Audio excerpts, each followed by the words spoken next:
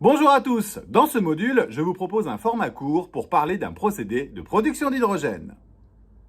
Dans une raffinerie ou une bioraffinerie, l'hydrogène est indispensable. Habituellement, dans une raffinerie, l'hydrogène est produit à partir de l'unité de réformage des essences.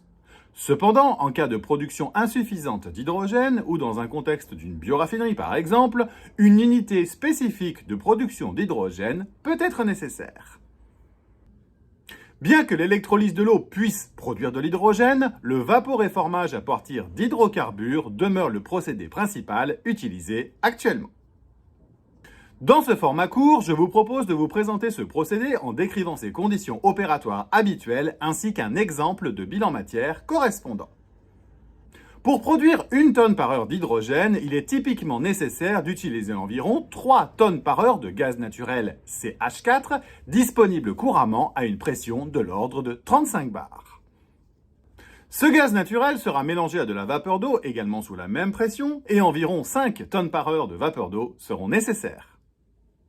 On va alors chauffer le mélange jusqu'à une température de l'ordre de 550 à 600 degrés C, valeur à laquelle on va entrer dans le four de réaction où, sous l'action du catalyseur, la réaction principale va avoir lieu, à savoir CH4 plus H2O donne 3H2 plus CO2.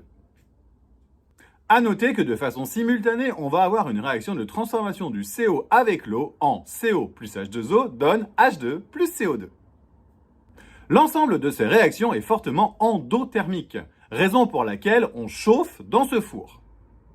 On sort alors du four aux environs des 850 degrés C.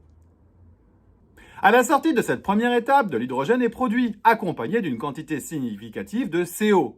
C'est pourquoi on va refroidir et entrer dans un réacteur de gas shift pour aller plus loin dans la production d'hydrogène.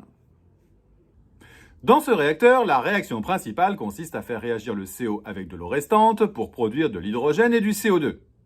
La réaction se passe aux environs des 300 degrés sur un catalyseur fer, chrome et cuivre.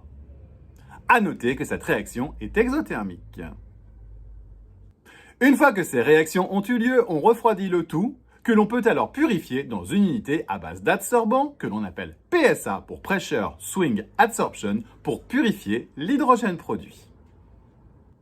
L'hydrogène produit, purifié à 99,9% volume et 30 bars, est alors envoyé vers l'utilisateur final, alors que le gaz restant contient des espèces qui sont un excellent combustible pour le four de réaction. Ce gaz combustible est alors mélangé avec un combustible d'appoint de l'ordre de 1 tonne par heure de gaz naturel pour satisfaire les besoins en calories du four de procédé. À noter que les fumées du procédé sont chaudes et pourront permettre de produire typiquement 5 à 10 tonnes de vapeur d'eau qui pourront être utilisées sur le site. Pour conclure, on voit que pour produire 1 tonne par heure d'hydrogène, on a consommé au total 3 plus 1 égale 4 tonnes par heure de méthane. L'intégralité du carbone de ce méthane s'est transformée en CO2, ce qui donne un débit de CO2 de 4 divisé par le poids moléculaire du méthane multiplié par le poids moléculaire du CO2, soit 11 tonnes par heure de CO2 pour 1 tonne d'hydrogène produit. Pour baisser l'empreinte carbone de cet hydrogène, que l'on appelle hydrogène gris, on pourrait alimenter cette unité par du biogaz par exemple, ou bien installer une capture de CO2. Merci beaucoup pour votre attention et à très bientôt pour un autre format court. Au revoir!